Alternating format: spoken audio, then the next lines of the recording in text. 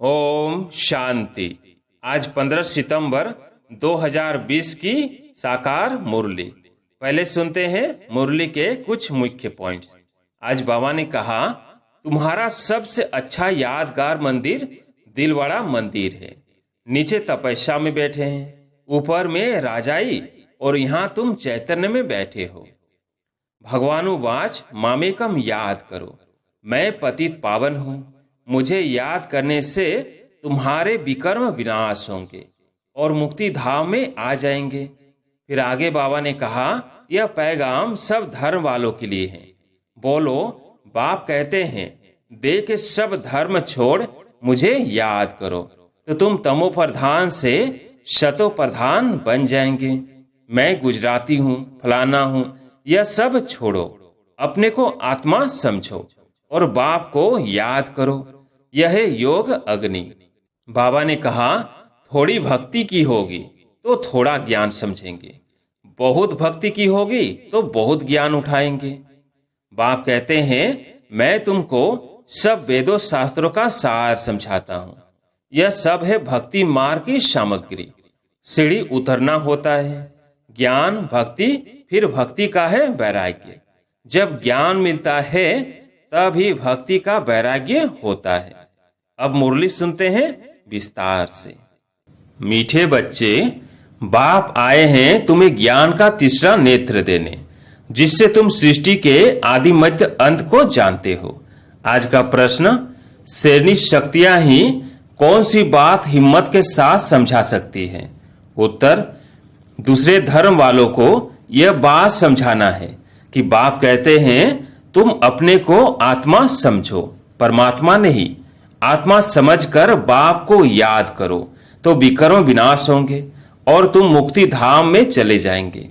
परमात्मा समझने से तुम्हारे विकर्म विनाश नहीं हो सकते। यह बात बहुत हिम्मत से शेरनी शक्तियां ही समझा सकती हैं।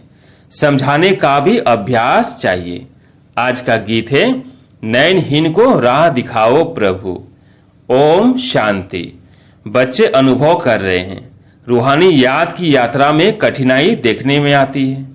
भक्ति मार्ग में दर दर ठोकरें खानी ही होती है। अनेक प्रकार के जप तप यज्ञ करते, शास्त्र आदि पढ़ते हैं, जिस कारण ही ब्रह्मा की रात कहा जाता है। आधा कल्प रात, आधा कल्प दिन। ब्रह्मा अकेला तो नहीं होगा ना। प्रजापिता ब्रह्मा है तो जरूर उनके बच्चे कुमार कुमारियां भी होंगे, परंतु मनुष्य नहीं जानते हैं। बाप ही बच्चों को ज्ञान का तीसरा नेत्र देते हैं, जिससे तुमको सृष्टि के आदि मध्य अंत का ज्ञान मिला हुआ है। तुम कल्प पहले भी ब्राह्मण थे और देवता बने थे। जो बने थे वही फिर बनेंगे। आदि सनातन देवी देवता धर्म के तुम हो। तुम ही पूज्य और पुजारी बनते हो। भारत ही आधा कल्प पुजारी बनता है। आत्मा मानती है हम पूज्य थे, फिर हम ही पुजारी बने हैं।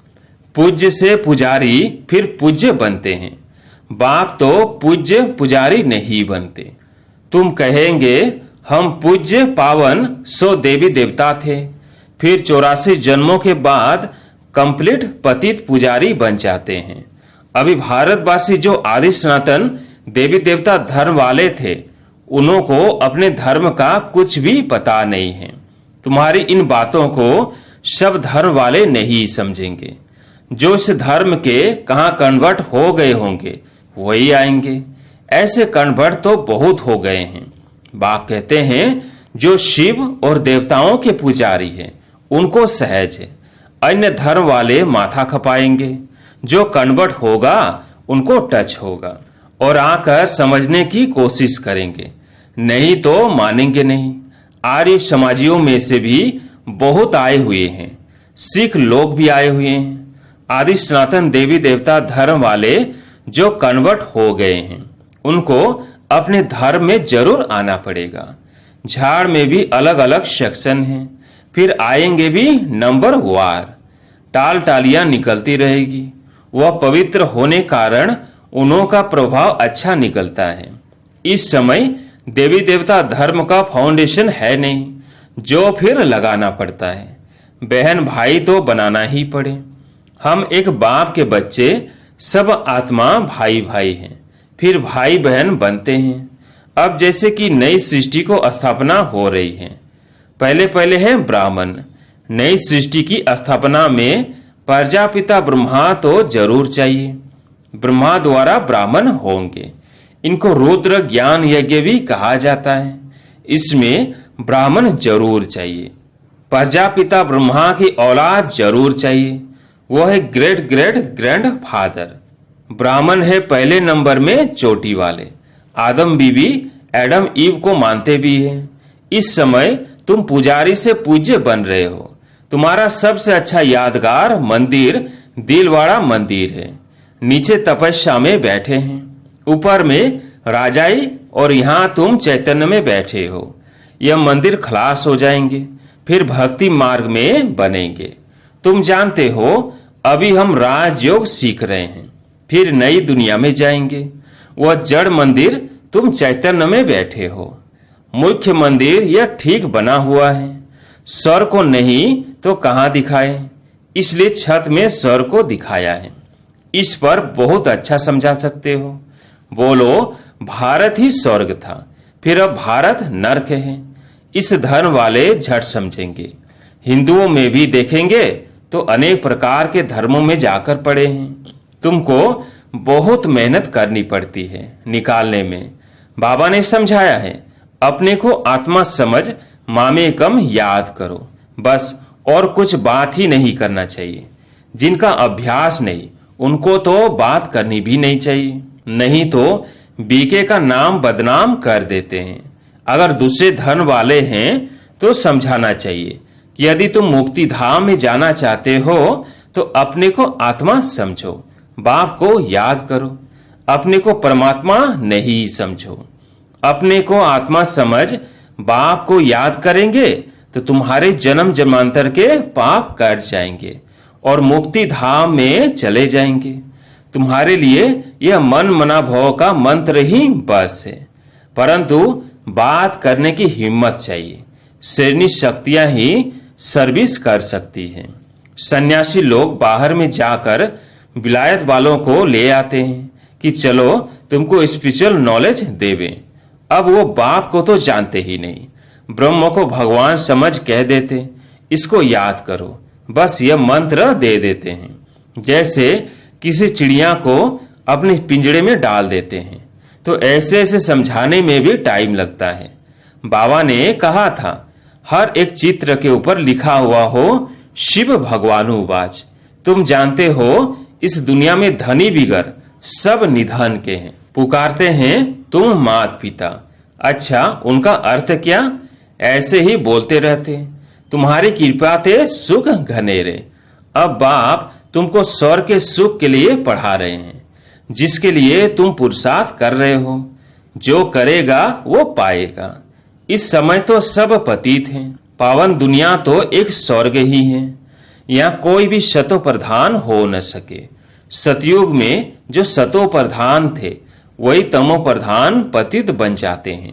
क्राइस्ट के पिछाड़ी जो उनके धर्म वाले आते हैं वो तो पहले शतो प्रधान होंगे ना। जब लाखों की अंदाज में होते हो तब लश्कर तैयार होता है लड़कर बादशाही लेने। उनको सुख भी कम तो दुख भी कम। तुम्हारे जैसा सुख तो किसको मिल न सके। तुम अभी तैयार हो रहे हो सुख धाम में आने के लिए। बाकी सब धर्म कोई स्वर्ग में थोड़ी आते हैं। भारत जब स्वर्ग था तो उन जैसा पावन खंड कोई होता नहीं। जब बाप आते हैं तब ही ईश्वरीय राज्य स्थापन होती है। वहां लड़ाई आदि की बात नहीं। लड़ना झगड़ना तो बहुत पीछे शुरू होता है। भारतवासी इतना नहीं लड़े हैं, थोड़े आपस में लड़कर अलग हो गए हैं। द्वापर में एक दो पर चढ़ाई करते हैं। यह चित्र आदि बनाने में भी बड़ी बुद्धि चाहिए। यह भी लिखना चाहिए कि भारत जो स्वर्ग था सो फिर नरक जैसा कैसे बना है। आकर समझो। भारत सदगति में था, अब दुर्गति में है। अब सदगति को पाने के लिए बाप ही नॉलेज देते हैं। मनुष्यों में यह रूहानी नॉलेज होती नहीं, ये होती है परम पिता परमात्मा में। बाकी ये नॉलेज देते हैं आत्माओं को, बाकी तो सब मनुष्य मनुष्यों को ही देते हैं। शास्त्र भी मनुष्यों ने लिखे हैं, मनुष्यों ने पढ़े हैं। यहाँ तो तुम्हें रूहानी बाप पढ़ाते हैं और रूह पढ़ती है। पढ़ने वाली तो आत्मा है ना, वो लिखने और पढ़ने वाले मनुष्य ही हैं। परमात्मा को तो शास्त्र आदि पढ़ने की दरकार नहीं। बाप कहते हैं इन शास्त्रों आदि से किसकी भी सदगति हो नहीं सकती। मुझे ही आकर सबको वापस ले जाना है। अभी तो दुनिया में करोड़ों मनुष्य हैं। सतयुग में जब इन लक्ष्मी नारायण का राज्य था तो वह 9 लाख होते हैं। बहुत छोटा झाड़ होगा। फिर विचार करो इतनी सब आत्माएं कहाँ गई? ब्रह्म में, वह पानी में तो नहीं लीन हो गई। वह सब मुक्ति धाम में रहती है। हर एक आत्मा अविनाशी है। उनमें अविनाशी पाठ बंधा हुआ है जो कभी मिट नहीं सकता। आत्मा विनाश हो न सके। आत्मा तो बीनती है, बाकी निर्वाण आदि में कोई भी जाता नहीं। सबको पाठ बजाना ही है। जब सब आत्माएं आ जाती है तब मैं आकर सबको ले जाता हूं। पिछाड़ी में है ही बाप का पाठ। नई दुनिया की स्थापना, फिर पुरानी दुनिया का विनाश। यह भी ड्रामा में नूंद है। तुम आर्य समाजियों के झुंड को समझाएंगे तो उसमें जो कोई इस देवता धर्म का होगा उनको टच होगा। बरोबर, यह बात तो ठीक है। परमात्मा सर्वव्यापी कैसे हो सकता? भगवान तो बाप है, उनसे वर्षा मिलता है। कोई आर्य समाजी भी तुम्हारे पास आते हैं ना, उनको ही सैंपलिंग कहा जाता है। तुम समझाते रहो, फिर तुम्हारे कुल का जो होगा वो आ जाएगा। भगवान बाप ही पावन होने की युक्ति बताते हैं। भगवानुवाच मामेकम याद करो, मैं पतित पावन हूं। मुझे याद करने से तुम्हारे विकर्म विनाश होंगे और मुक्ति धाम में आ जाएंगे। यह पैगाम सब धर्म वालों के लिए है। बोलो, बाप कहते हैं देख सब धर्म छोड़ मुझे याद करो तो तुम तमो प्रधान से शतो प्रधान बन जाएंगे। मैं गुजराती हूं, फलाना हूं, यह सब छोड़ो। अपने को आत्मा समझो और बाप को याद करो। यह है योग अग्नि। संभाल कर कदम उठाना है, सब नहीं समझेंगे। बाप कहते हैं पतित पावन मैं ही हूं, तुम सब हो पतित। निर्वाण धाम में भी पावन होने बिगर आ न सके। रचना के आदि मध्य अंत को भी समझना है। पूरा समझने से ही ऊंच पद पाएंगे। थोड़ी भक्ति की होगी तो थोड़ा ज्ञान समझेंगे, बहुत भक्ति की होगी तो बहुत ज्ञान उठाएंगे। बाप जो समझाते हैं उसको धारण करना है। वानप्रस्थियों के लिए और ही सहज है। गृहस्थ व्यवहार से किनारा कर लेते हैं। वानप्रस्थ अवस्था 60 वर्ष के बाद होती है। गुरु भी तब करते हैं। आजकल तो छोटेपन में ही गुरु करा देते हैं। नहीं तो पहले बाप, फिर टीचर, फिर 60 वर्ष के बाद गुरु किया जाता था। सदगति दाता तो एक ही बाप है। यह अनेक गुरु लोग थोड़ी हैं। यह तो सब पैसे कमाने की युक्तियां हैं। सदगुरु है ही एक, सबकी सदगति करने वाला। बाप कहते हैं मैं तुमको सब वेदों शास्त्रों का सार समझाता हूं। यह सब है भक्ति मार्ग की सामग्री। सीढ़ी उतरना होता है। ज्ञान, भक्ति, फिर भक्ति का है वैराग्य। जब ज्ञान मिलता है तभी भक्ति का वैराग्य होता है। इस पुरानी दुनिया से तुमको वैराग्य होता है। बाकी दुनिया को छोड़ कहां जाएंगे? तुम जानते हो यह दुनिया ही खत्म होनी है। इसलिए अब बेहद की दुनिया का संन्यास करना है। पवित्र बनने बिगर घर जा न सके। पवित्र बनने के लिए याद की यात्रा चाहिए। भारत में रक्त की नदियां होने के बाद फिर दूध की नदियां बहेगी। विष्णु को भी क्षीर सागर में दिखाते हैं।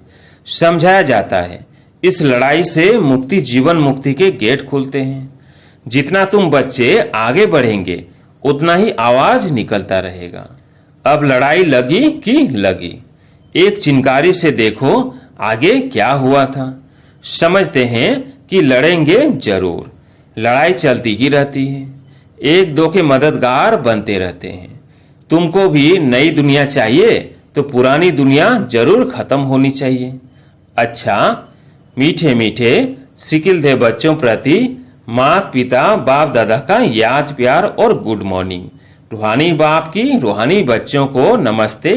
हम रूहानी बच्चों की रूहानी बाप दादा को याद प्यार गुड मॉर्निंग नमस्ते नमस्ते। धारणा के लिए मुख्य सार। पहला पॉइंट, यह पुरानी दुनिया अब खत्म होनी है, इसलिए इस दुनिया का संन्यास करना है। दुनिया को छोड़कर कहां जाना नहीं है, लेकिन इसे बुद्धि से भूलना है। दूसरा पॉइंट, निर्वाण धाम में जाने के लिए पूरा पावन बनना है। रचना के आदि मध्य अंत को पूरा समझकर नई दुनिया में ऊंच पद पाना है।